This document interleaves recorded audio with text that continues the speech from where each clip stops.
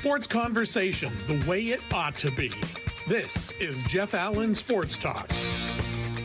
In what we were going to call a trade deadline special edition of the podcast, it's time to bring in our baseball guys as we talk about that and a whole lot more as far as MLB is concerned. We bring in Joe Finger and Jay Cresswell. Gentlemen, how are you? Doing good. Yes, I echo that. Yes. Lots to talk about in the trade deadline world. We will get to that shortly. The breaking news there is that the Twins of Joe and the Pirates of Jay are both big-time sellers, and the Braves are actually buyers, but not for reasons you would think. So we will dig into that later. Of course, Atlanta hosted the All-Star Game just a couple of weeks ago, and I thought it was a win for the All-Star Game series. And there are two fronts there that I'm sure you both will echo in on. First of all, the uniforms back to normal. Thank goodness. Thank goodness. And second, so they settled the game with a mini home run derby. Didn't love it. I don't hate it. And my ultimate question is, who cares if the All-Star Game ends in a tie? It used to before. Agreed. I'm with you. Just looking for more gimmicks. Yes. I'm okay with it. I didn't watch a whole lot of the game. I wasn't around at the very end. I did watch the American League come back late, to tie it up, and I just bailed. I don't know what was going on. Might have been an Andy Griffith rerun I needed to get to or something, but but I was okay with it. I do remember. I think who was on the broadcast? Was Smoltz or I don't even remember who I was listening to. It was Smoltz and Joe Davis. I think he was saying that when it ended in a tie before, the fans were kind of pissed off by it, and they learned their lesson, and that was not going to happen again. We have to have a winner. So why? Probably got a point, maybe. I mean, who are you going to play at that point? I mean, everybody gets to play in the first 9 innings. So. Yeah, I mean, but why do you care if it's an exhibition? I agree. Here's another thing. Because there has to be a winner. So they used a gimmick to end the game. As long as that doesn't have any repercussions like home field advantage in the World Series, I'm okay with it, but I don't know why you have to have a winner. Yeah. At the end of the day, people get to see the All-Stars. That's really the whole purpose of the game. Yeah. So, yeah. They saw the home run challenge, then they saw the All-Star game, and I'm an old guy, and I don't think you need to have a winner. Yeah. Well, I'm going to be devil's advocate. What harm is there in doing it, though? There is no harm in it. No harm. Yeah. So. No harm. But imagine if one of those guys accidentally got hit with one of those 58-mile-an-hour pitches and fouled it off his face and broke his cheekbone and couldn't play the rest. I mean, now that's a devil's advocate. Or you could say, okay, somebody, strains an oblique. And it costs them. Which is the new injury. Yeah, that's a Byron Buxton type injury right there. Yes, which is every year a different one. Yeah. So I was okay with it, but I would probably okay with it ending in a tie as well. Yeah. Well, the game was good, and I'm not used to that. Yeah. I'm not normally expecting that. Absolutely.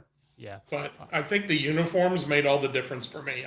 That's why I tuned in the beginning of the game. Agreed.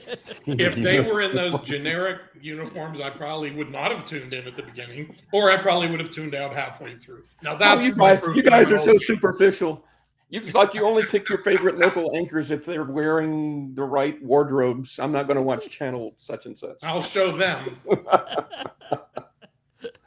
Well, I'm a total uniform nerd, so I know that. Yeah, you are. Yes, Jeff, you are. You're right with it. Yeah, so a fashion plate. Yes, so I definitely got into that, and it just really did, make me feel like a kid again. Really, it's because that was always the thing. By the way, the 21st season of Project Runway debuts tonight. If you want to get into fashion, I'm just saying. Well, when we watch it here at the homestead here in Orlando. When they start wearing baseball jerseys over nothing, I'll watch. They start designing baseball jerseys or sports attire. I've never seen that one yet. That would actually be a good episode. Well, and I will say this on a very sexist thing, but not disgusting. There is nothing sexier than a woman in a baseball jersey with her hair pulled back through the hat. I just think that is the greatest thing ever. And I do not disagree. Yes. If you knew what was going through my mind. Yep. They're not doing that if they don't know about baseball, if they're not a fan. Oh, I've seen some people I know in that garb. Yeah. Yep. Okay. Yes, indeed. Yes. Nothing sexist about that at all, by the way. Nothing. Nope. Sorry. Nope. So overall, All-Star Game a win. It was the Hank Aaron tribute was amazing.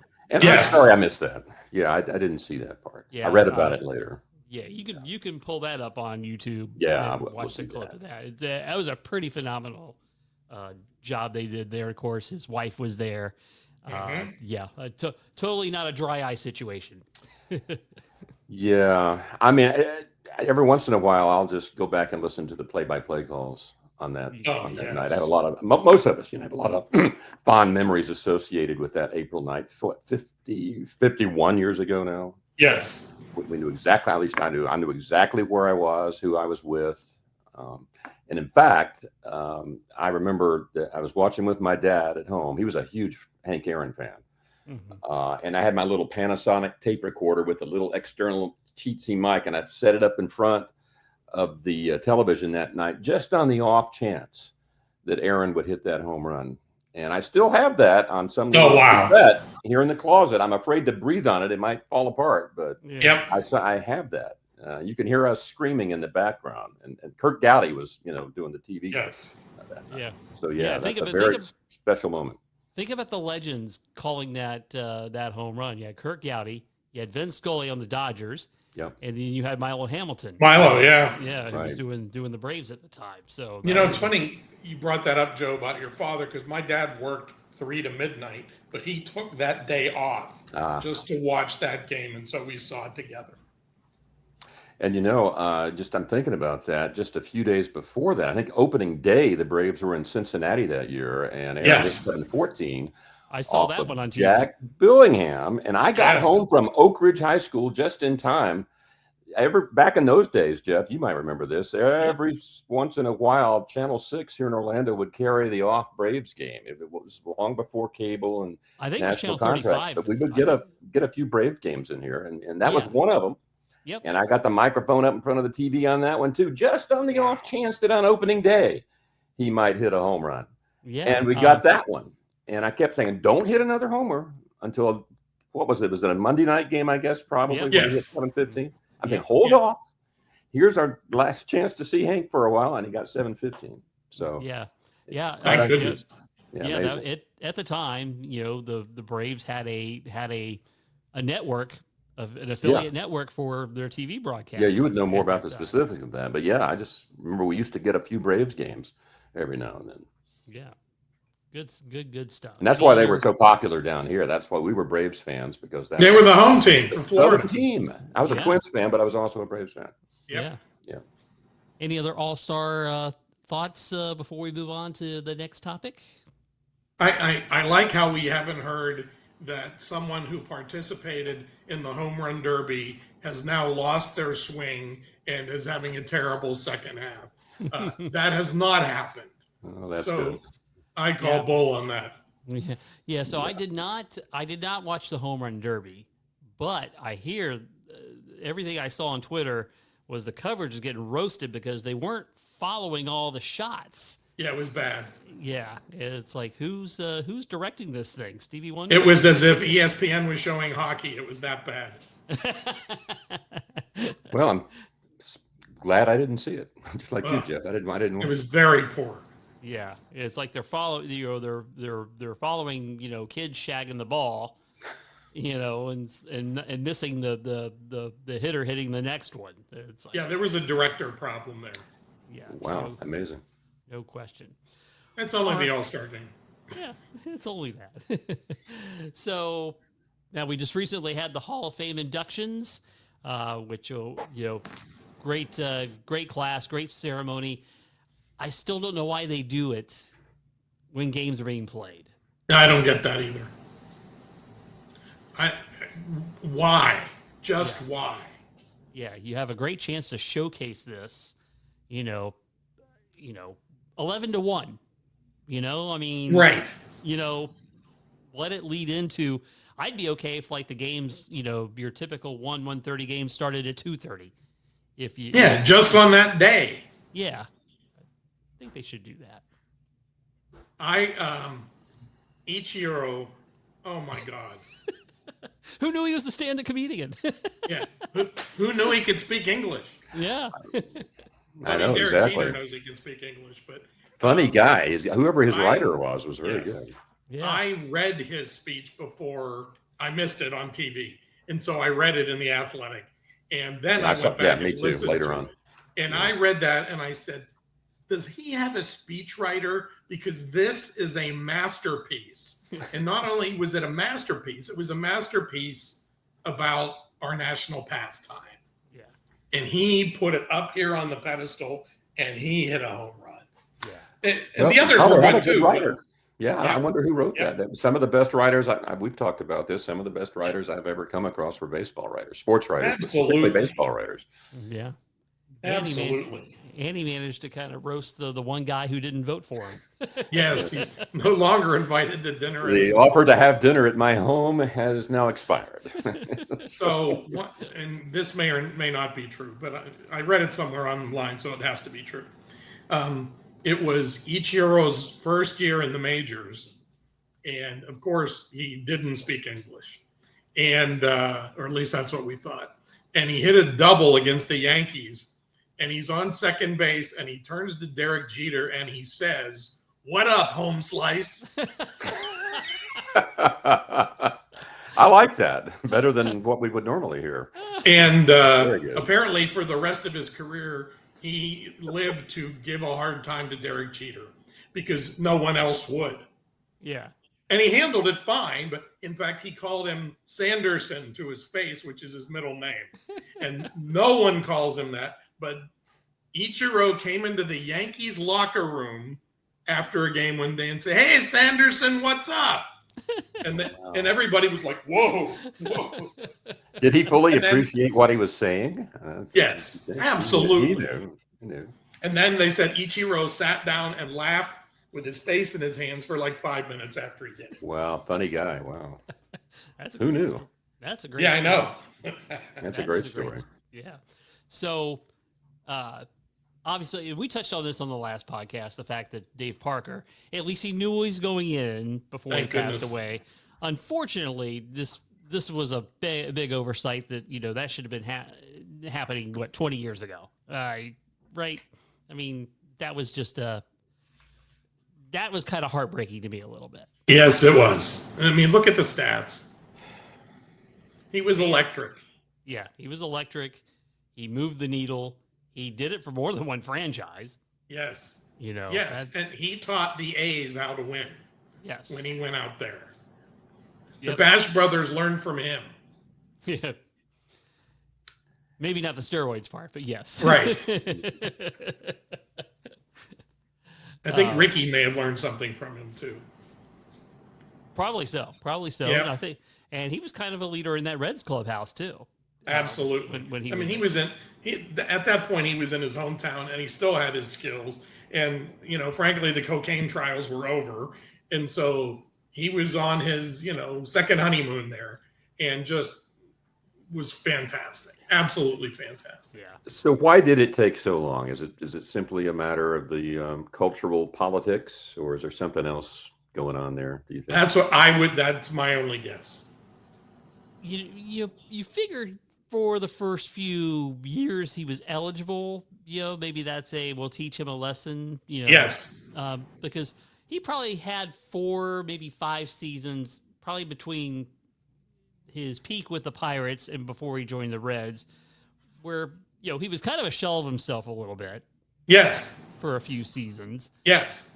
before he picked that up. So Yeah, and I think that had to do with the off the field stuff. Yeah, And I think I think you're right that they were punishing him, and then he's kind of like, and one of those forgotten things. A forgotten thing like Dale Murphy. yeah. Shall I bring out that shot you called on Joe on what's wrong with the Hall of Fame? I can stir the pot here a little bit. You guys go ahead. Well I think they should played. both be in. Well played, Maurer. Okay. Yeah. So okay. Looking at those numbers, that Joe Mauer had, and what Dale Murphy had. And Murphy's numbers are better. Had one more MVP. It just screams to me, why isn't Murph in the Hall? That just boggles my mind. What's your answer to that, Jeff? What do you think it is? I wish I knew, because so Joe Bauer is probably considered a same type of guy. Everybody, well respected. Yeah, everybody loved him. Same guy personality. Beloved right? figure. Everybody loved Joe Mauer. I never heard a bad word said about him. Same with Dale Murphy. Yeah, and he was, for the longest time, everybody always said, well, he didn't hit 400 home runs. He was too short. But then you look at other guys that haven't hit 398. Right. Do you think there was some, and I'm just pulling this out of left field. Yeah, please. That they are penalizing Ted Turner? Because they all hated him. Especially when he appointed himself manager. The baseball heads hated Ted Turner. Ah, boy. Although he created the Superstation. Yeah, which, hey, was a big driver in eyeballs Yes. MLB. Oh, I would hate to think I just pulled that out of where. But well, one thing, an analysis I read, it paid a lot of attention to the fact that Mauer spent most of his career and most of his great years were as a catcher, and he would probably be ranked among the 15 best catchers of all time.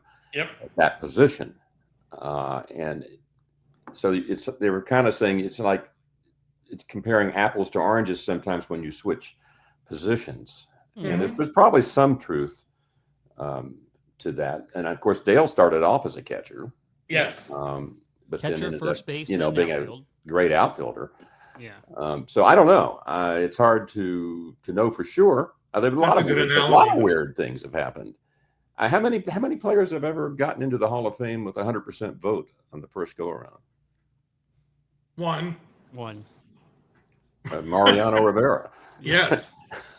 No, what does that say? Yeah. Well, here's an analogy. They announced the finalists for the Pro Football Hall of Fame for next time around. Mm-hmm. And one of them is Marquise Pouncey. And my friend said he chose 3 other people, and I'm biased, of course. So I think Pouncey should be one of the people too. And he said to me, it's hard for centers to get in. And perhaps the same is said for catchers in baseball. Because they're on every pitch, they're on every play, they're involved in every single time the ball is snapped or the pitch is thrown. And Mauer's greatest seasons were as a catcher, where he hit high batting averages and won the MVP. So I think that probably is weighted a little bit differently. Whether it should be, I don't know, but I suspect that that's probably a factor. That could be, and what might make it harder is now you have so many platoon situations at catcher. Yes. Now these days, yeah. Yeah. If they're not doing 50-50, it's 2 out of 3, right? Back in those days, Mauer was you caught every day. Everyday catcher, every 4th day off, whatever. Yeah.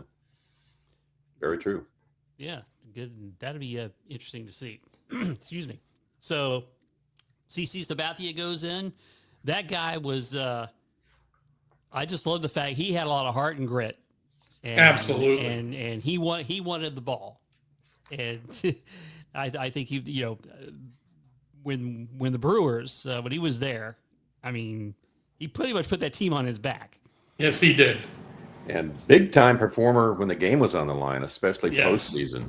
You knew you were going to get an incredible effort from this guy. Yeah, he's a winner. Yep, totally. Billy Wagner, great reliever. When it is an Astro, finished his career with the Braves, and he still had it when he hung it up. He could have kept on. Didn't he? He still has one of the fastest pitches ever thrown I believe he does. for a lefty. Yes. And he actually, believe it or not, he knows how to throw right-handed. Yeah, I read that. Born a right-hander? I did not Yes. remember that until I read that this week. Yes. Yeah, I think it was an injury that forced him to go the other way. Wow. Yeah. I am picking up my drink with my left hand. That's about as skillful as you're going to see me use that left hand right now. It's okay. Hey, and a non-alcoholic drink, by the way. It's not whiskey. No, it's We're shaking it there. pure leaf, unsweetened, no sugar. Yeah, Yes. it's not. Relief It's is not. great. It's not one of those energy There's a drinks that plug. had alcohol in it that it got out. It's not an energy drink. No. You need to put a Pure Leaf thing on your mic flag there. Just kidding. Yeah. I need some sponsorship. Yes. Of course, we already talked about Dave Parker. Dick Allen, another guy that they, He deserved it to get a in. long time ago. Interestingly enough, and Joe, I swear I'm not picking on the Twins today, but Okay. Go ahead. What's left of them? All that's left are the bones and scraps. So, But so I saw that Dick Allen had 2 inside the park home runs on the same game against Burt Blyleven in his career. he hit 2 inside the park home runs in the same game. Off the same Now, pitcher. how did that not come up in previous trivia questions and I know. anomalies? And it just had to be. Or I got punked on Twitter. That could be true too. Yes. You just had to be one of those amazing curveballs that kind of fooled him, but he was strong enough to yank it into the gap or something like that. Twice. Or yeah.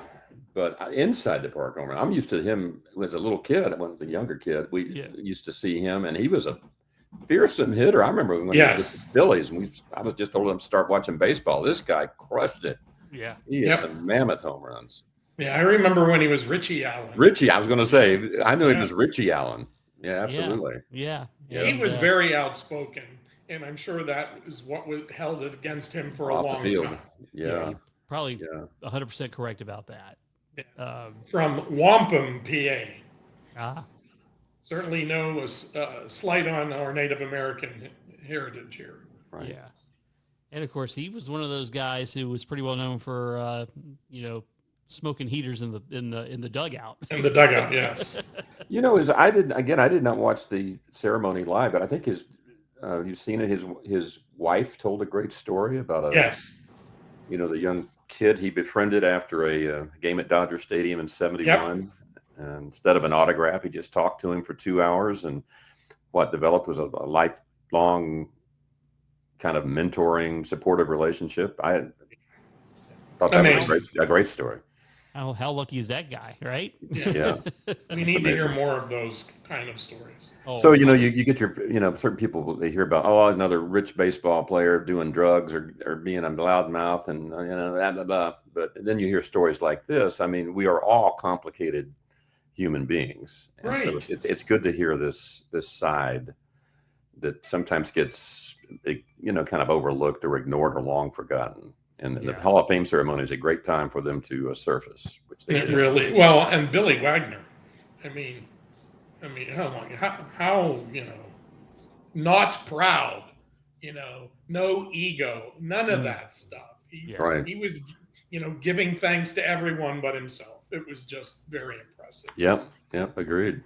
Yeah, no question. But a terrific class all in all, and it'd be interesting to see what happens with the next class as far as that goes. All right, today the trade deadline in Major League Baseball, which definitely gets ESPN and MLB Network into full newsroom mode for the day, and there was lots of activity.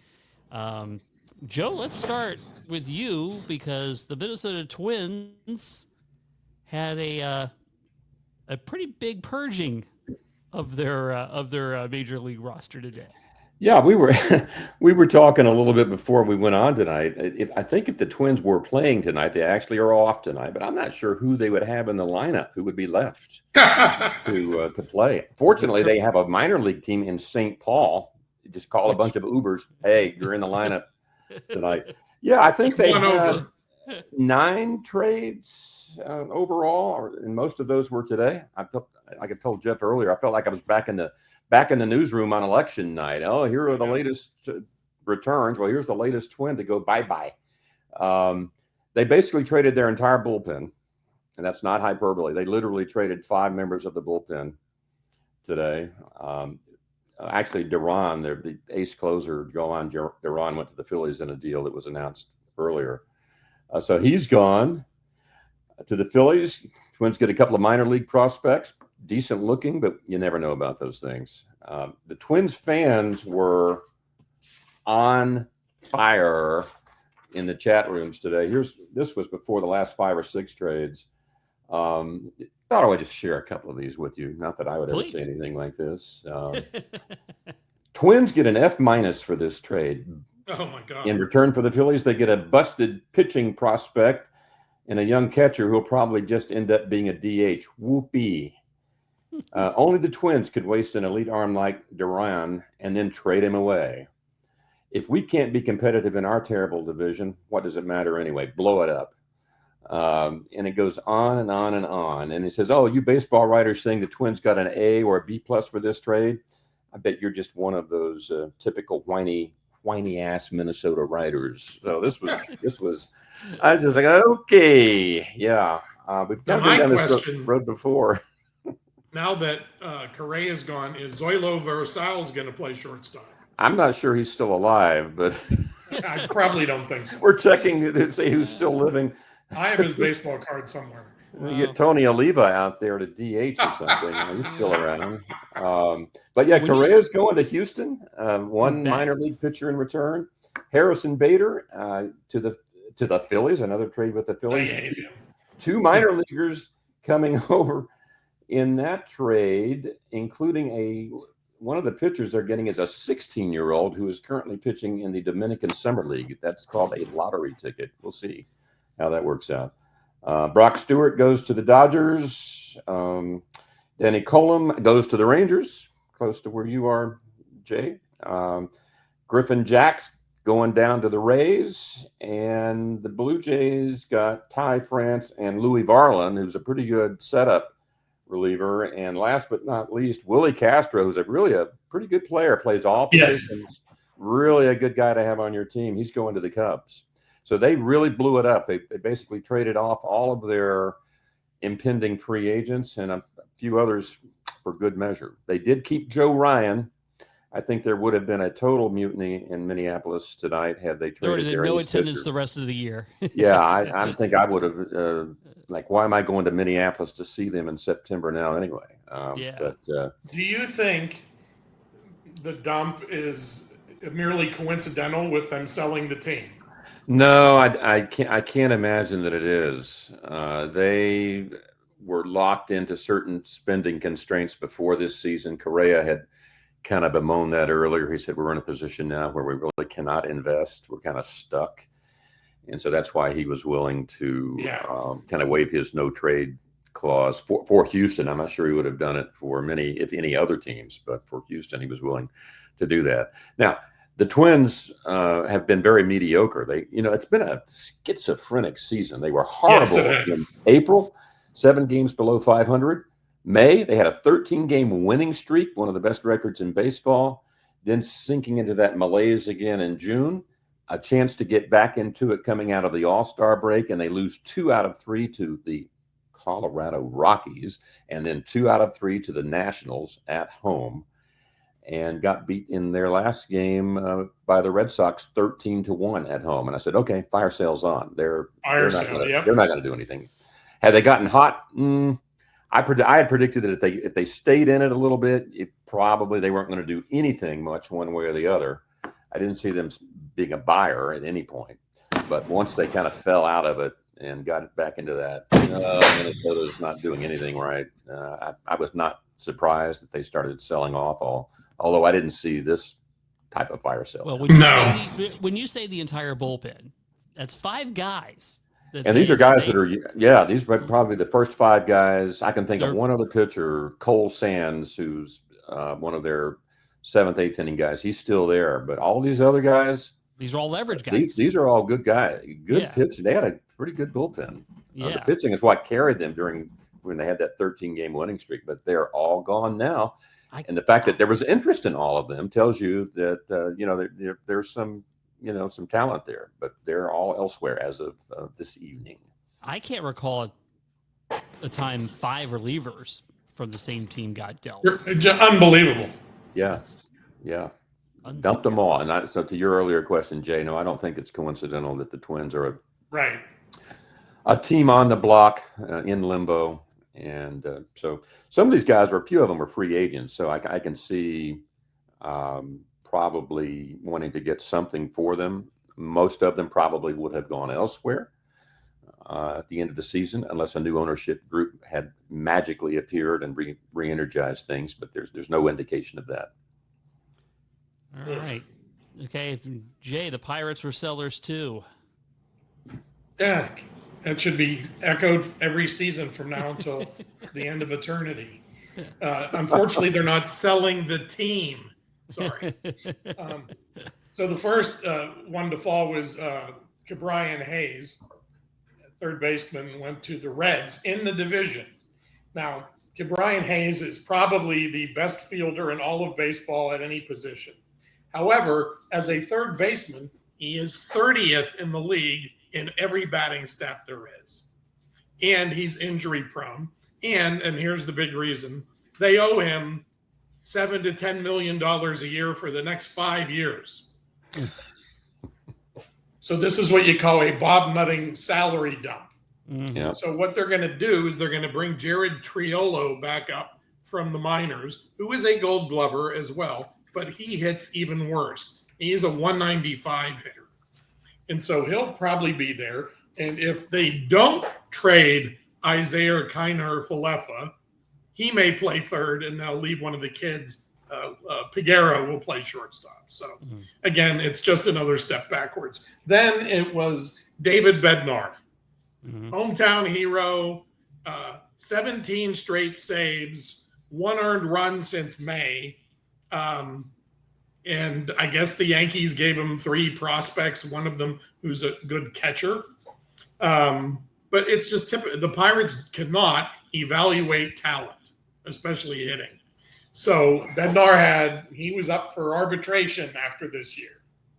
So there was another salary dump. And I'm sure they're betting on him, his arm falling off because he's had 17 straight saves. So then it was Ferguson, a lefty out of the bullpen, who was a rental this year anyhow. He had like a 3-something ERA, which is pretty darn good these days. But he was a free agent, so he was going to go. And just happened, Bailey Falter, the left-handed starter, got traded to Kansas City. And he has been very good, but he too was one of these guys that he's 1 year, here he is. His ERA was in the 3s. He had a lot of strikeouts and a lot of quality starts, but apparently when you suck as bad as the Pirates do, that doesn't matter. And of course, they always think, well, we have tons of pitching. Well, you do, but are they ready to pitch at the major leagues? And that's where they're at now. And Kiner-Falefa is still on the watch list unless the deadline is passed. I think the deadline has passed, yeah. The deadline has passed. But they have ways to get around that.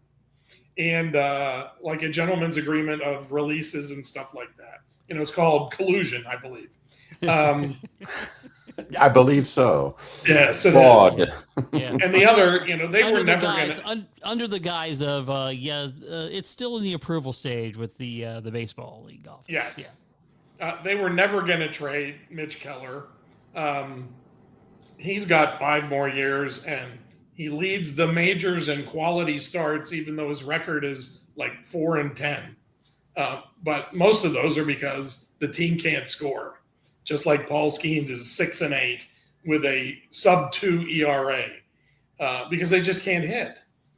And then Brian Reynolds was never going to get traded because he's there for life. Yeah. Well, do you think there was any serious consideration to trade Skeens? No, absolutely not. Even if it was a 10-for-1 fleasing.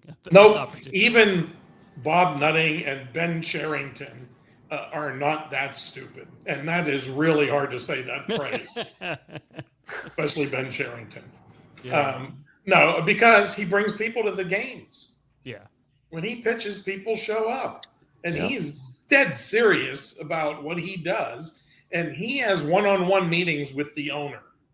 Okay, now that's not unusual for big-time players on some of these teams to do that, but it's a regular occurrence with Paul Skeens, and he's the most serious person in the building, and he's not the owner or the general manager. So that tells you something about the makeup of the team. Well, Skeens pitcher, GM, that could be an interesting. If they let him hit, he's probably the best hitter on the team too.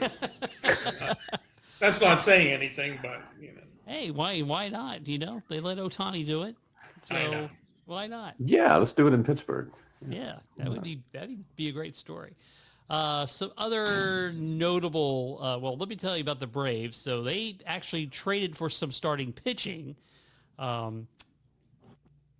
Eric Fetty being one of those, and thank you. Who's the guy from the Rangers? Wentz. Yes, came over. So they had to trade for starting pitching because the 5 starters from opening day are all in the 60-day DL. yes, that's All the way 5 to of them. All 5 of them, and that's Yes. not counting Spencer Strider, who was already on the injured list at the start of the season. And so right now, basically they were down to Strider and Bryce Elder, who's like one of the most frustrating guys in the world to watch because he can be terrific one game, and then the next game he can't find the strike zone to save his life. Oh, goody. And I don't know if this speaks well of the farm system, but they apparently don't have the guys to bring up, or they don't want to kill their confidence at this point in time. So I'll bet it's the latter. yeah, so they just needed arms to eat innings, and that's why they traded for pitchers. Well, they could have gone out and gotten Charlie Morton again. I'm He kidding. could have, and he was Rich traded Hill. to death. Rich Hill. Yeah. Detroit just got Charlie Morton, by the way. Yeah, so yeah, and you said Rich Hill, and that would break the record if he joined another team. Come to the ballpark to see that. Yeah, because I think we're all in pretty bad shape here, guys. Twins, Yes. Pirates, Braves. Yes. What in the world is going on? Absolutely. Oh, Hey, the Pirates have won 9 out of 10, and they're in bad shape. So that shows you.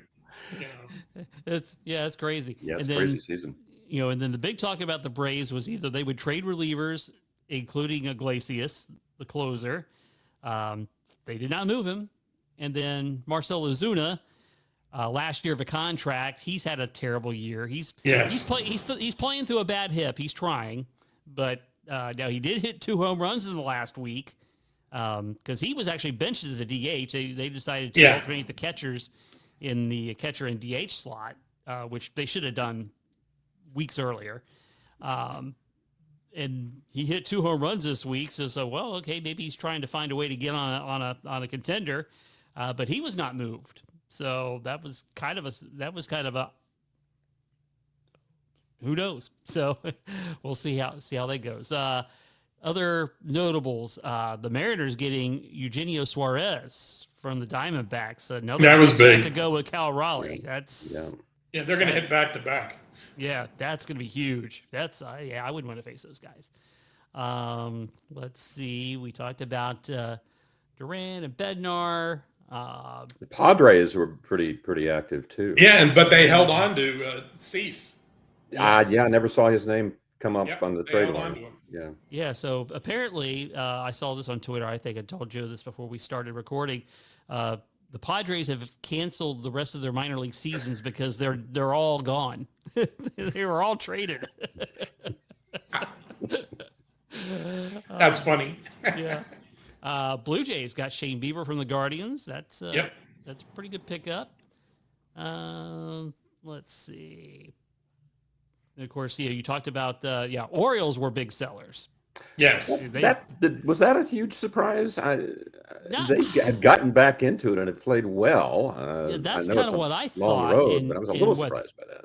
Yeah, and you just kind of figure, after recent success, this seems to be a little early. Yeah, it was a little quick. But I think they for did that a rebuild. couple of years ago, several years ago. And that Yeah.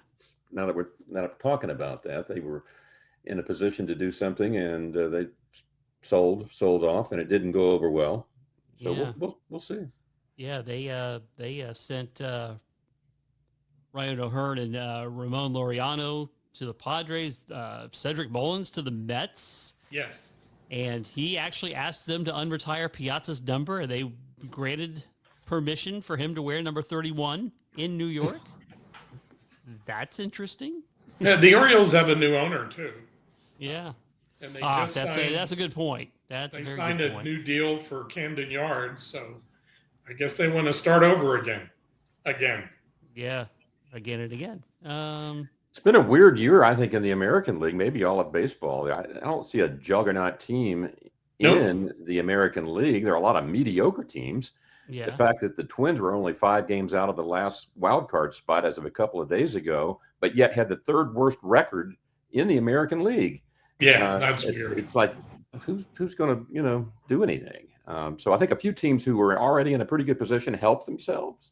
Yeah. The usual suspects, and to some extent, I think. But there were a lot of teams that were just like, do we really want to invest more when we've got this many teams all jammed up like that? And I mean, the Twins Red did. Sox are only 5 games out. Yeah. And like I said, I didn't think the Orioles were out of it as bad as they were early. Yeah, 13 and a half right now. But tough Yeah. division. Well, one of the more interesting trades that took place a couple of days ago. So the Blue Jays acquired Sir Anthony Dominguez from Baltimore for Jerron Watts Brown, and that was in between games of a doubleheader. Oh yeah, he just switched. That's clubhouse. right. Yeah, had to walk by his teammates going to the new bullpen, which that's got to be very surreal. You wonder if he said "screw you guys" as he was leaving. I'm going Are to you- the winner. Are you aware of the hug watch? Does that ring a bell? The hug watch? As we get near trade deadline and on the telecast, you like see in the who's- dugouts during the the dugout. game.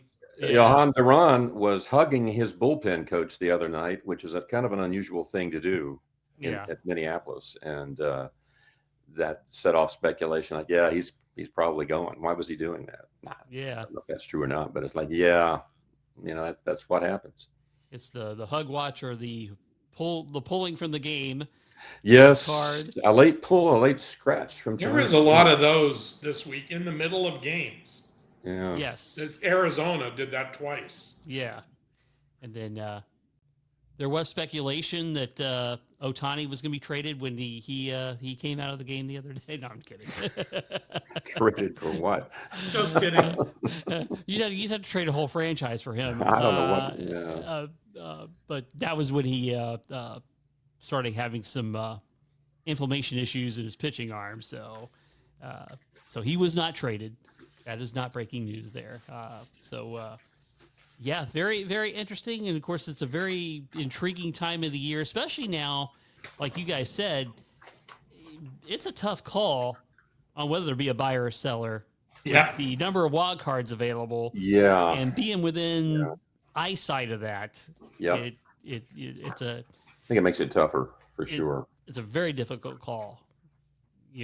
At least I can say for the Braves this year, it was not a hard call. The Athletic quoted one unidentified Twins player at mid-afternoon. This was before the last 4 or 5 Twins trades were consummated. Quoted one unidentified Minnesota player as saying, quote, "Now no one wants to stay if they are selling like this." So it'll be an interesting clubhouse for Baldelli. Oof. in the days Yeah. to come. So we'll Yeah. see how many fans come out to watch this team. I don't even know who's going to be in the lineup. And that's right. You're going up to Minneapolis. Yeah. Well, at least the Vikings are looking good. So yeah, you've got that going for you. You might be able to trade up to seats behind home plate. And we say maybe hello to Joe's cat. a cat Butterfinger Butter. makes a rare appearance. All right. Going to shoo her along there. They think they can just drop in and sit down on the. Well, Jeff, you're a cat person. And they can.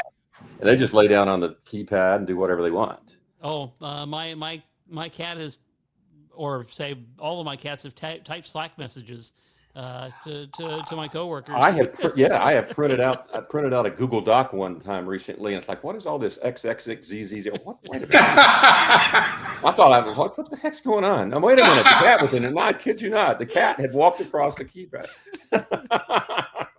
Take that. True story. Yeah. And all those the stories you see on Facebook, they're all true. Yeah, Every single one of them written by a cat person. Yeah, no, if they walk across your keyboard from left to right, they hit a few keys and they step on the return key, and there you go. It's all there. Yep. Absolutely right. Oh, great stuff. All right, interesting thing coming up on Saturday. It's the Speedway Series. The Braves, this will give me a reason to watch them anyway, and the Reds, they're going to play a game at Bristol Motor Speedway. And it looks like it's going to break the all-time attendance record, which I believe is from the 1950s with the Cleveland Indians. I think they played a game in the football stadium. That is correct. One time. Yes. And so they will play at Bristol Motor Speedway. The configuration looks very interesting. The uniform nerd in me kind of likes the deal. Now, they're pretty much wearing their regular uniforms, but they've made some tweaks to them. The numbers are kind of like race car font numbers, which is kind of cool. The Braves have the Hot Wheels flame on the brim of the cap. Looks really good.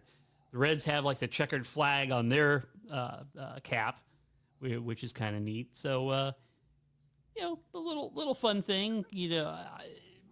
I don't mind MLB trying some of these little gimmicks from time to time. It's kind of cool.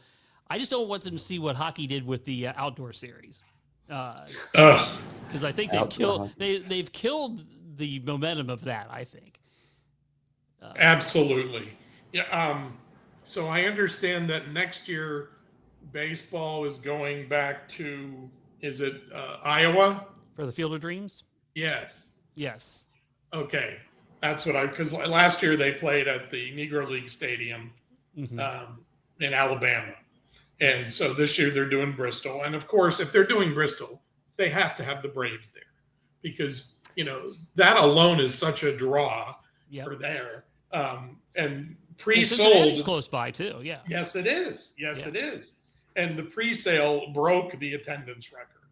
So before they even started, coming up with you stand over there, they'd already broken the attendance record. So that alone, it'll be a spectacle. Yeah. Have either of you ever been in Bristol, Tennessee? No. I've been through it, but not driving by. I've been through it. My grandparents lived in Johnson City, which is right down the highway in the Tri-Cities area. So as a kid, we would go up there. Yeah. Never saw a race there, but that's Braves territory. It was back in the day. It sure is. Yeah, it totally is. Yeah. That's a unique spot. And the other interesting aspect of this, so the Braves and Reds have a 3-game series starting in Cincinnati night. This will be the 3rd game on Saturday, the Speedway game, and they'll have Sunday off. Okay. That makes sense. Yeah. So but that's kind of a rarity to have a Sunday off. Well, what do they do? Hitchhike away from Bristol, Tennessee. Yeah. That's beautiful, beautiful country up there. Although at this time of the year, it'd be nice as well. Yeah, it's beautiful up there. That would not be bad. So so I'll definitely tune into that just to kind of see the spectacle of that. I want to see what it looks like on Saturday night. Kind of enjoy that. Yeah, I'm intrigued. And as you mentioned, Jay, they're going to go back to do Field of Dreams. That I hope they don't get carried away with. I know. Don't overdo it. Yeah, which which it's hard for them not to, because they enjoy the spectacle that comes with it. But I think with each passing time you do that, you take away from that magic. Yeah. Yes. Like anything else, yeah. Yeah. Well, and you mentioned it earlier, the NHL. I get the Winter Classic. Okay, do that every year. Okay, that's fine. But then the Stadium Series stuff, it's 2 more outdoor games that no one cares about. The home team is upset because they're going to, it messes with your routine and nobody watches it. When they did it in Lake Tahoe a couple of years ago. The view was unbelievable. Yeah. That was the COVID year, yeah. Yes, exactly. And so it wasn't like they had to worry about infrastructure. It was just get the cameras there and show it. Mm-hmm. And they didn't complicate it, which the NHL likes to do. Yeah. Yeah. And I'm with you. The New Year's Day game, totally on board with that. That's pretty cool. But yeah, when they start and outdoor games in the in the state of Florida. Both of them. Yeah, not good. All right. Salary cap. So so we have an impending collision coming up between the owners and the players. And I know, Jay, you've already gone on record to say you are boldly predicting there's going to be a strike or a lockout. Yes, lockout happening there. So what do we think? Is this something that you still A, believe that, and B, is this something that's going to take a while?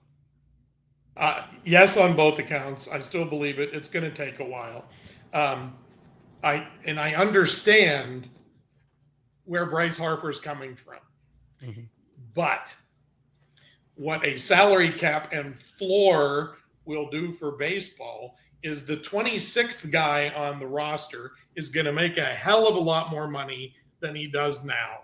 And if Bryce Harper doesn't have enough yachts to water ski behind, that is stolen from the movie Wall Street by Charlie Sheen saying to Michael Douglas. I saw it. I don't want to hear it. He is selfishly keeping these other guys from making more money. Mm-hmm.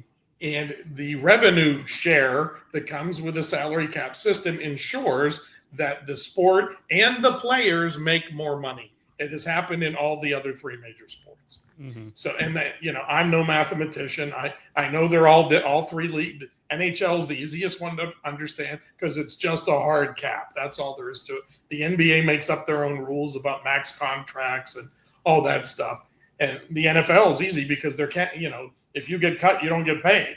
Okay, that makes that simple too. Mm-hmm. But I just think and you know where I'm coming from here, the Scott Boras thing, he does his job very well, obviously. Right. His goal and his stated goal is to get as much money for my clients as I can. That's fine. Don't ruin your sport while you're doing it.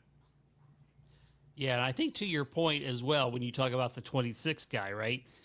So, hey, if Bryce really believes in not having a salary cap, then maybe Bryce should, give the 26th guy some money. Yes. Out of his fat check, right? Right. Well, what happens in the other sports is guys don't take as much as they can to help the team. Yes. Sidney Crosby makes $8.7 million a year. He's made that same number for 15 years. You know why? So they can spend money on other players. Yeah, we see it all the time. Yeah. Yes. Tom Brady did that year after year. He took less money so that the team could help itself. And so then you look at, and I'm going to use hockey again, the Toronto Maple Leafs, they give them all what they want, as much as they want, and therefore they haven't been in a final in 58 years, okay?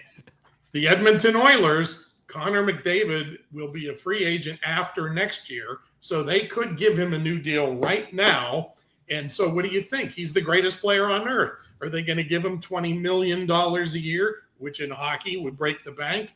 Or is he going to take less to help his team actually sign a goalie or a defenseman that they need to get over the hump?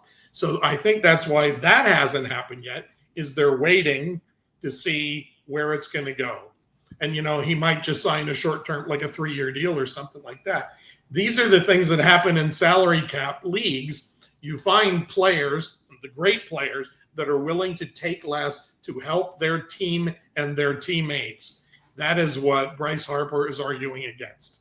Yeah. And, as much as Dak Prescott gets raked over the coals for the amount of money he makes, he has restructured his contract. Yes. So to help the team with the cap. Yeah. Absolutely. And I also would think too, and you go back to, okay, well, you know what? If more guys get more money, we get better players. Maybe Pittsburgh wouldn't have to stink every year. Yes. Well, agreed. And then there's a floor. And generally speaking, the floor and the cap aren't all that far apart. Yeah. So that's where you put everyone on an equal footing. And then what's the difference? The difference is the people who can identify and nurture talent. Hence the Tampa Bay Rays. Hence the Milwaukee Brewers. These are, smaller, relatively speaking, markets, but they're good every year because they understand talent acquisition and talent nurture. The Pirates, they don't understand any of that stuff. The White Sox and the Rockies don't understand any of that stuff. So just because you give them a cap and a floor, they're not going to be good. This isn't going to change that. The Dodgers are good because they know how to evaluate talent. And their system is so deep with people that they can do that. They can do that with a salary cap. It's the people running the teams that make that happen. Yeah. Take a guy like Bryce Harper. What motivates him? Is it as simple as I should make whatever I can get? I don't see him as that kind of guy. I just think he thinks that they're trying to upset the apple cart. So a lot of this sounds like a political campaign on both sides. It's going to be a battle of the narratives and absolutely a lot of the BS from whichever side, and whoever can. And you make a very compelling case, Jay. I mean, you might be out there, work. Well, who could we work to get you signed up for? Get you out there for the commissioner's office to speak some common sense to the players or something. I mean, it makes a lot of sense. But again, there's going to be a lot of, dare I say, obfuscation and misinformation or unknown. Yes. Yes. And then rancor in politics. This is like a campaign. Yeah. And the whole port. Then they said Mark DeRosa yelled at the Phillies after Harper had a fit and said, "Don't mess with the commissioner." Well, Mark DeRosa works for Major League Baseball. Yeah. And then he said, "Oh, I was joking." Okay. He's on MLB Network every morning. Okay. Yes. Yeah. He works for Major League Baseball. So of course he's going to take that side and be that way. Now, the latest is, and this one makes me insane. You are besmirching the legacy of Curt Flood if you have a salary cap. You know what? Shut up. No one is besmirching the legacy of Curt Flood. What he did was right. What he did was righteous. And everyone holds him in the utmost. Yes, exactly. And what the guts it took to do that, he burned his future is what he did by standing up for what was right. This has nothing to do with Curt Flood. Yeah. It's a whole different animal. Yeah, exactly. Yeah. We're so polarized, though, on so many issues on everything. Sports. It's either all correct or all wrong, either for us or you're against us. There has to be some sort of common sense middle ground to where a salary cap doesn't make it sound like we're going back to the the era before Curt Flood and the and all of that in the early 70s. And Marvin Miller. Yeah. Yeah, I'm kind of I'm kind of wondering too, and it goes back to better players, more competitive teams. Could be more revenue because you have teams that are going to be competitive. All that's going to happen. So I guess the big question is, this will take a while. Do you think we're actually going to lose part of the 2026 schedule? I do. And it's not because I'm a pessimist. I am. But I just think logically something's going to have to give. Yeah. And then it goes back to the possible. old adage. Yeah. Then it goes back to the old adage where the fans are kind of screwed because here are millionaires and billionaires fighting over their Yes. vast riches. Again, how many yachts can you water ski behind? Well, if you're Mr. Yacht Rock, you need one. Oh, that was great. Here's Michael McDonald. Michael McDonald is Yacht Rock Radio. Music for people with yachts. In the off season, of course. Hey, see now, we got to make Joe an image guy for Yacht Rock stations. That was better than the guy who is. I practice. All right, I'm going to take us over here for a second. Yeah. Yacht Rock, the station, which is great, would be much better without that guy. They make fun of it. I get it. Okay. Yeah. But at some point, it's not fun anymore. If they treated it like a regular station, it would be more mass appeal than having Biff do the voiceovers like that. That's just Jay's opinion as a guy who's been in radio for 47 years. And you've programmed a few winners. So yeah, absolutely. Yeah. Boy. But Jay, there's some 28-year-olds out there who know far more than you do about That's quite true. Just ask them. Yeah, they've got us all at that stage. All right, guys, ready to do some TV themes? Absolutely. Can do it. All right. Oh, wait. I'm sorry. One more. Oh, please. Joe's going to Minnesota, and my annual baseball trip, which was originally supposed to go to Toronto, is not going to Toronto because who knows, we may be stuck in Canada or we may not be able to get into Canada. So we've moved it, and we're going to Detroit instead. Second week of September, 2 games in Detroit against the Cubs and the Toledo Mud Hens. On a Sunday. Wow. It's an hour outside of Detroit. Yeah, we're going up the third week, I think, around the 20th or something like that for week 3 of the NFL season. Oh, I had a Roger Angel quick.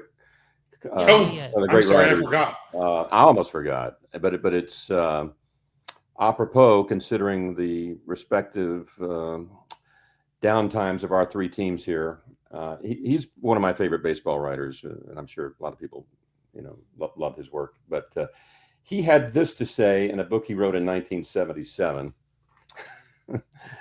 It is foolish and childish on the face of it to affiliate ourselves with anything so insignificant and patently contrived and commercially exploitive as a professional sports team. This was from 5 seasons in 1977.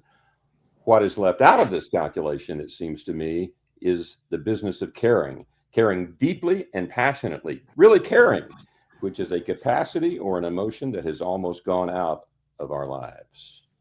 So wow, sticking around. That's powerful. Doing what we do. Yeah. Should... I got another one I can follow that up with. Can we do it, Jeff? Yeah, please. No paragraph. So this is from a book called The Summer Game. I don't know if you guys have read that. I didn't read it until a couple of years ago, but he wrote it in 1970. And it was like a compilation of a lot of his best columns and stuff. And so one of the little chapters, small reminiscence, had to do with his becoming a New York Mets fan back in the early days of the Mets. He knew about the Yankees, and the Yankees were great. And here's this other team now in New York, the Mets, in 61 or 62. And he's reflecting on a trip he made to Shea Stadium. I don't think it was the first season, but it was in maybe the second season. And some of the kind of quirky things he saw. And he said this: suddenly, the Mets fans made sense to me. What we were witnessing was precisely the opposite of the kind of rooting that goes on across the river, Yankee Stadium. This was the losing cheer, the gallant yell for a good try, antimatter to the sounds of Yankee Stadium. This was a new recognition that perfection is admirable, but a trifle inhuman, and that a stumbling kind of semi-success can be much more warming. Most of all, perhaps, these exultant yells for the Mets were also yells for ourselves, and came from a wry, half-understood recognition that there is more Met than Yankee in every one of us. I knew for whom those foghorns blew. it blew for me.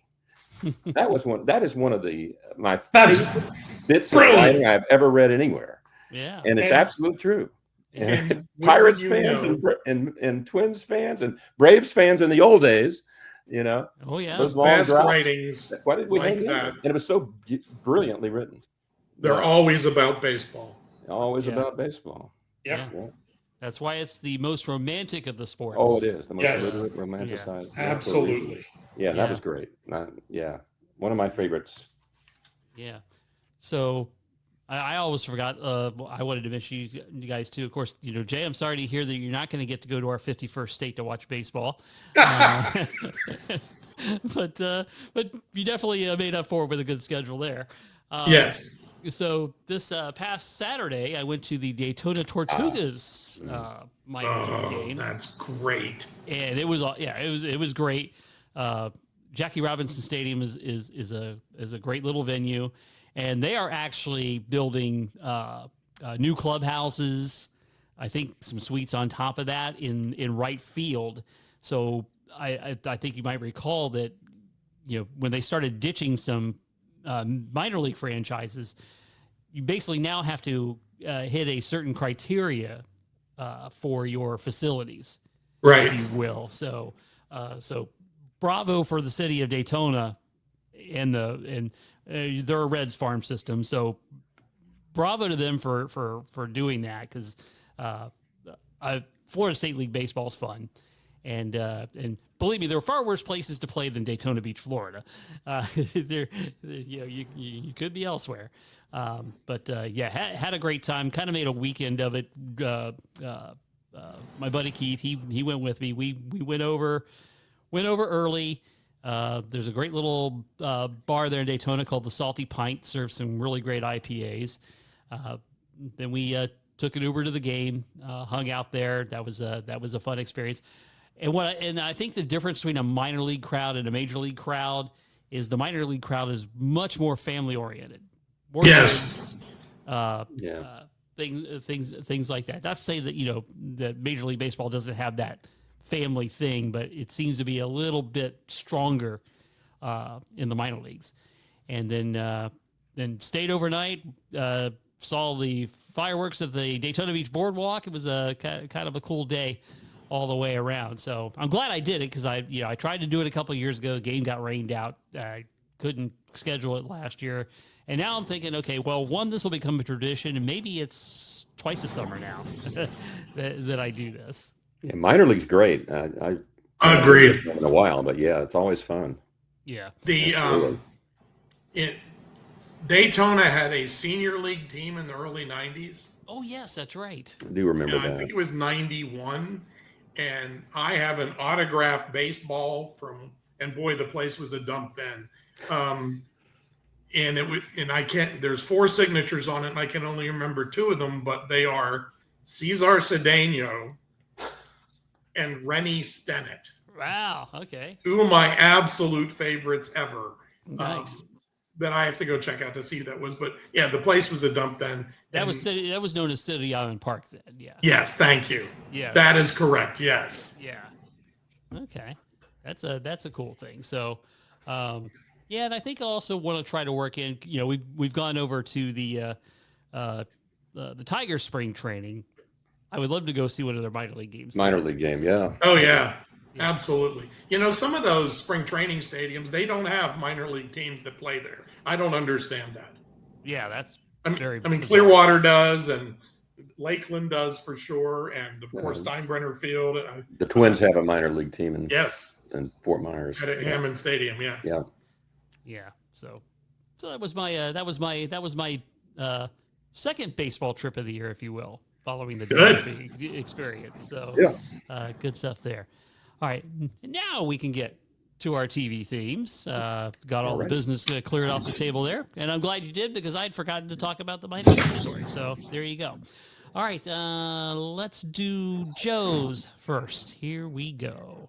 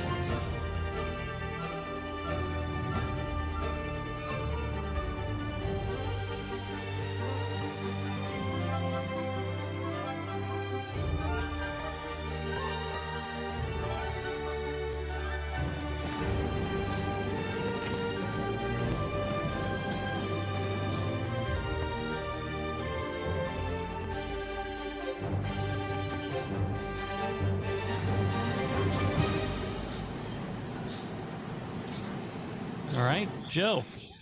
So I'll open with a question. If you didn't know anything about what I had selected, what type of TV show do you think that would have been a theme to? Would anything come to mind? Local news.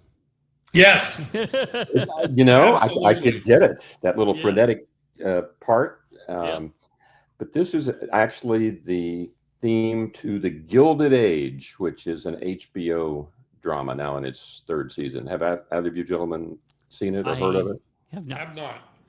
It's set in New York in the 1880s, 1890s, from the same creator who brought us Downton Abbey on PBS a few years back. Did you guys get into that at all?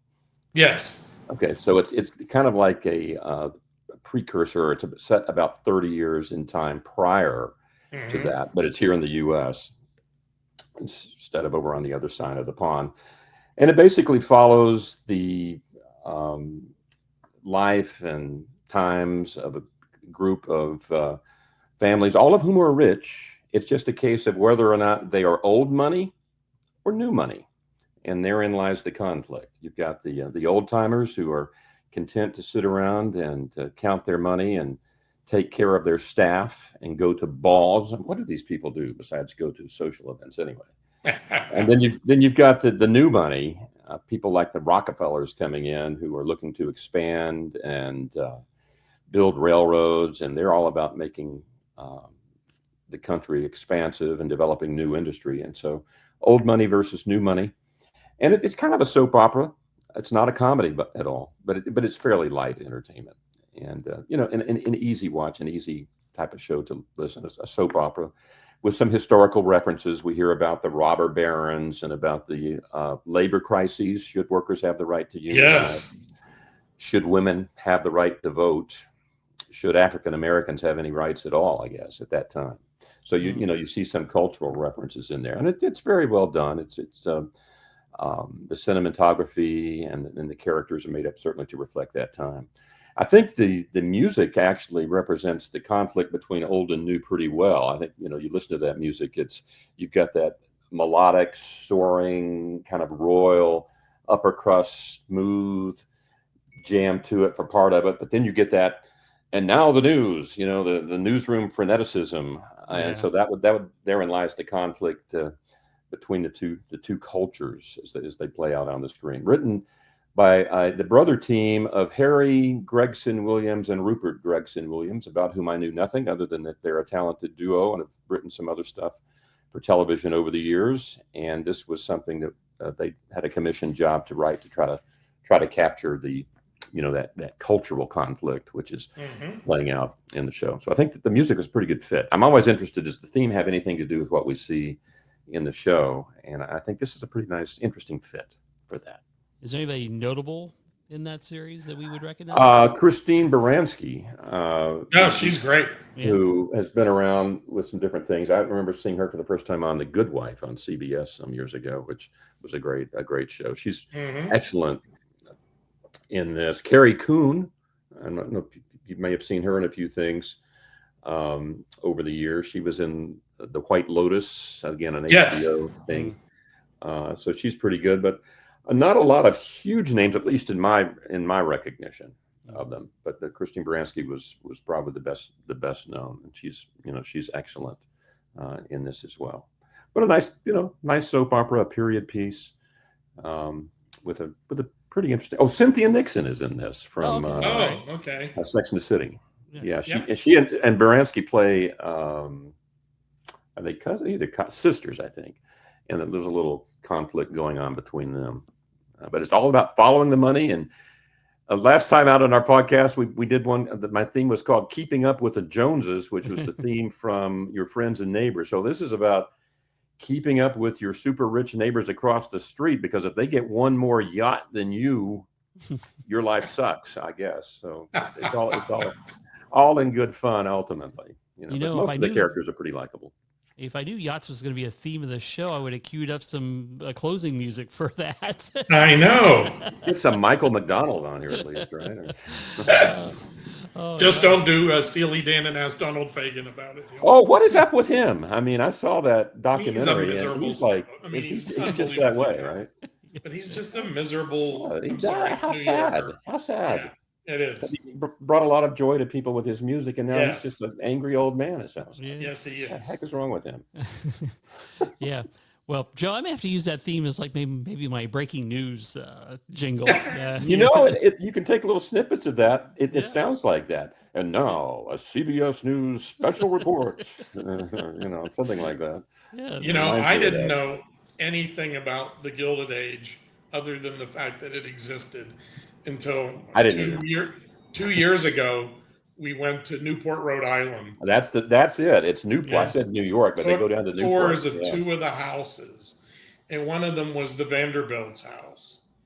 And the opulence is just unbelievable, especially for the time. And it's funny, the tour guide never once mentioned who screwed up the inheritance. Where did all the money go? If they were worth hundreds of millions of dollars in 1890, what happened? And nobody knows. Even Anderson Cooper doesn't know. Yeah, the Vanderbilts are referenced in this series. There's a character, and a lot of the on-location filming production work took place in Newport. Well, and the thing was, these people were all from New York, and they would get on their boat and sail to Newport to spend 6 whole weeks in the summer there. And they would have 52 servants and all their yachts and everything. For those 6 weeks, then they would just lock it all up and go back to New York. They could afford to do that. Yeah. I would not have fit in with that crowd. No, I don't think so. Oh, goodness. All right. Theme number 2, we will go with Jay this time around.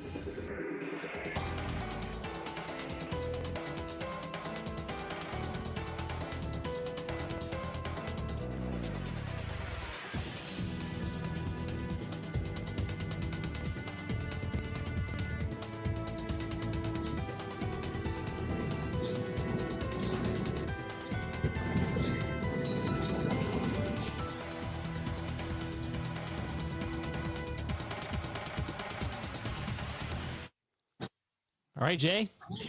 So this was from Without a Trace, which was one of the never-ending series of CBS hour-long cops series done by Jerry Bruckheimer.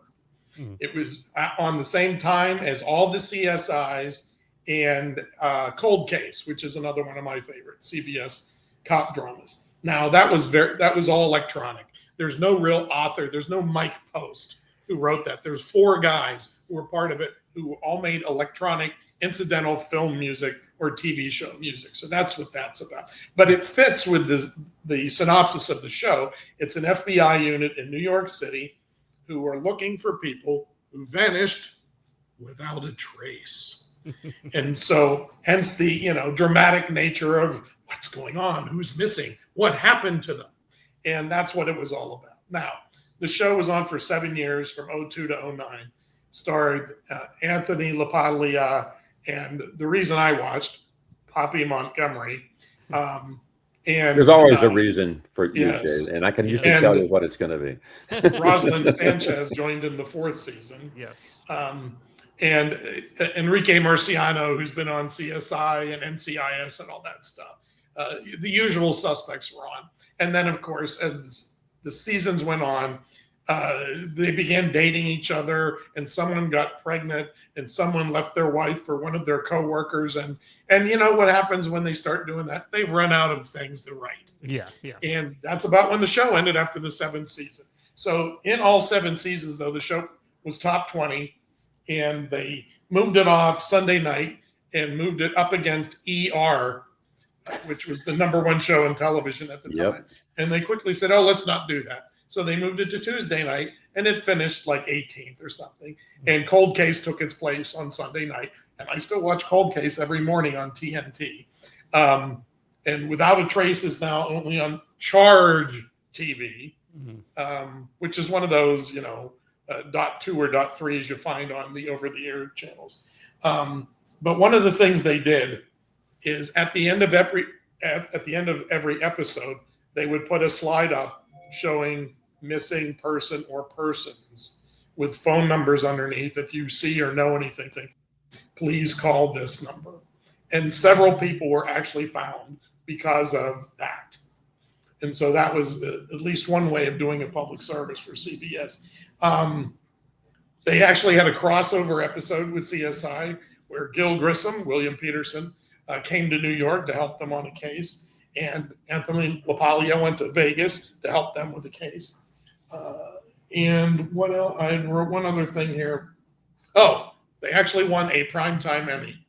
And, usually these hour-long procedurals don't ever get nominated for stuff like this. It doesn't matter if they're good. I mean, NCIS has been on for 22 years. It's still a great show. It's never won anything. I mean, some of the actors have won Emmys, but the show's never won anything. The only shows that win things now are your HBO Max, Netflix, things like that, which is just like when Hollywood votes on the Academy Awards, they always give it to something that no one's ever heard of.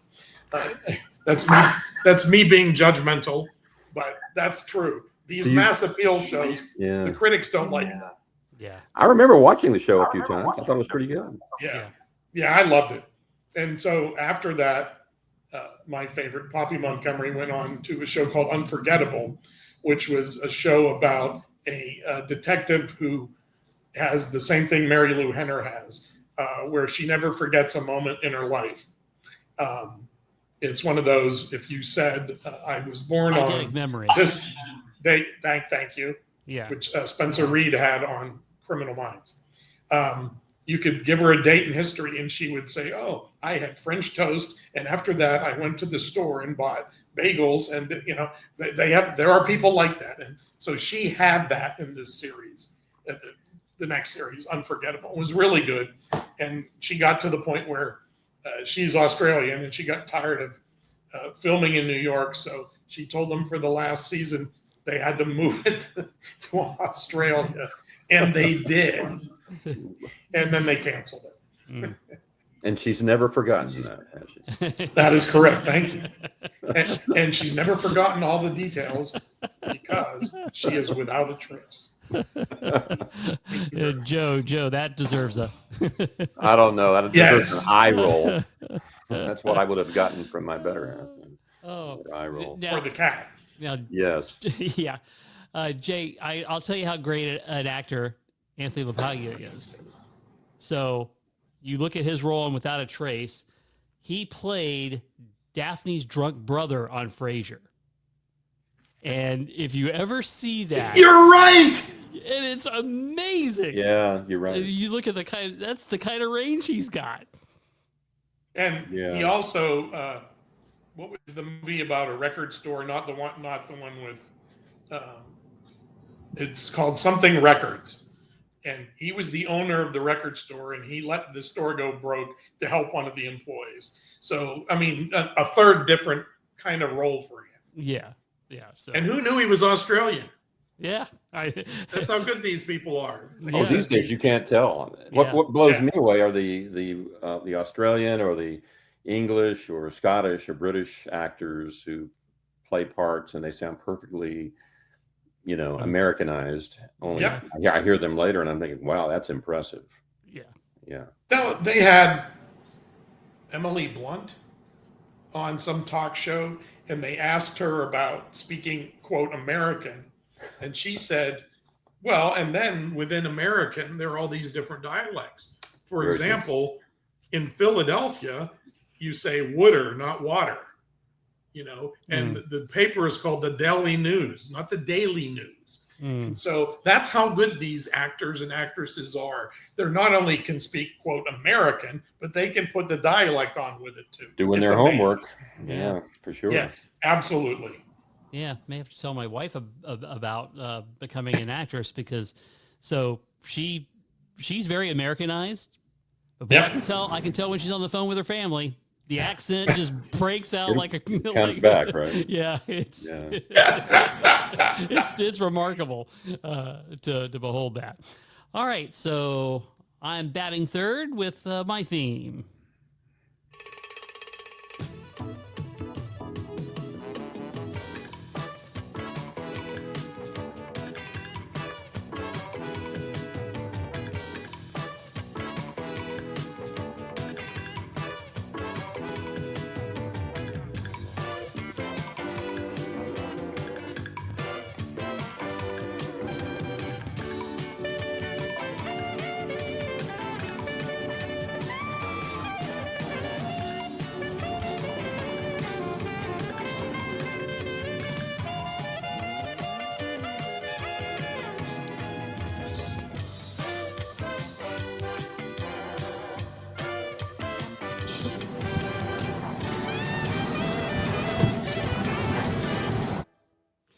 And any guesses on that? You got me. Nope, same here. Okay, so that was the season 1 theme of The Cosby Show. Oh my God. Yes. Wow. And what they did, they basically re-recorded it with the same. I'm not a musician, so I can't really speak to this. The same theme, but this different variations. Like one year was more Jamaican, one year was more Broadway, and they did more like that.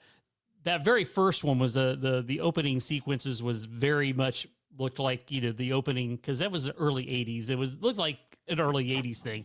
The rest of the seasons, as they redid those, they were like dancing and stuff like that, which probably you will more recall. So the reason I chose that, obviously, is Malcolm Jamal Warner, untimely death in a drowning accident.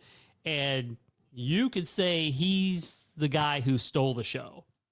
Agreed. On that program. And you can say what you want about Bill Cosby and his transgressions, but as far as a comedian, the guy was major league level, right? I mean, you can't dispute that. Brilliant. And the symmetry that he had with Malcolm Jamal Warner, they were like perfect. Yes. In all their interactions. Well, and everyone could relate to their interactions because you were either the father or you were the kid. Yep. And if you were like us in the early 80s, we were somewhere in between. We could relate to both of them. Yes. Good point. Yeah. Yeah. Absolutely. Yeah. So I think of two things about that. So the first one, it was actually on the very first show. He's teaching Theo, a lesson about what life costs. Because he wants to do this and that. So he kind of sets the scene for him. Okay, I'm going to give you this much money, and of course the money figures they talk about back then are kind of ridiculous nowadays. But here's a stack of money, and he says, "Okay, well, all right. So good place here is going to cost you this." So he takes money out of the pile for the rent. And he goes, "Well, he takes a couple back. I'll live in New Jersey." and he said, now here's where it gets interesting. He says, "Son, you haven't eaten. You got all these bills. You haven't even eaten yet. So we got to take this out for groceries." He takes back, "I'll live on peanut butter and cottage cheese." And the topper of it is, after they do the exchange, he has a little bit of money left, and he goes, "You plan on having a girlfriend, right?" He goes, "Oh yeah, you know it." He grabs the rest of the money from him. Pretty accurate. So that is one classic, and then the other is the designer shirt that he wanted to buy for, I think it was homecoming. I remember that one. The Gordon Gartrell shirt.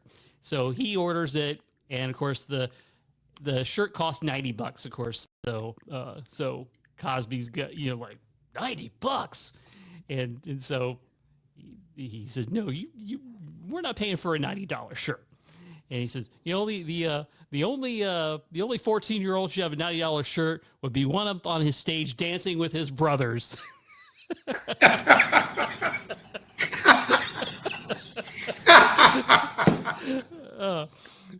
And then so his sister Denise tries to make the shirt, which of course is a great meme because she obviously did not know how to make a shirt, and of course his freak out over this is enormous. So yeah, that made me think to choose that theme, just because the chemistry the chemistry he had, and it was a great show. I mean, that's why it was number one.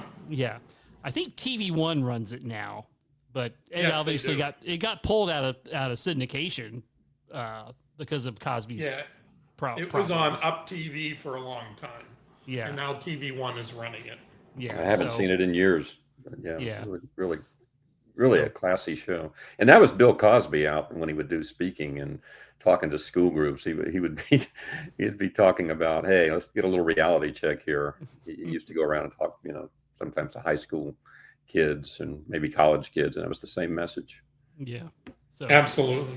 So good stuff there. So All right, so we've exhausted another baseball edition of the podcast. Guys, as always, man, it's always a blast, and we will convene again when we get into the hot pennant races. Because we are loyal Yes. and we have hope, and that's exactly right. We'll be back. Yeah. We'll be here. Right. I'll still watch Braves games just because I'm conditioned that. I mean, I watched them when they were bad, many, many years ago, Yeah. virtually every day. So, it's not as much fun, obviously, when you got nothing to play Right. for, but I'll still be there and obviously we'll watch the other teams as they battle it out for the pennant. Yep. Ditto on my end. Twins aren't going anywhere, so neither am I. Yep. Absolutely. Same thing. All right, guys. Thanks again. Appreciate it. Thanks, Jeff. Thank you very much.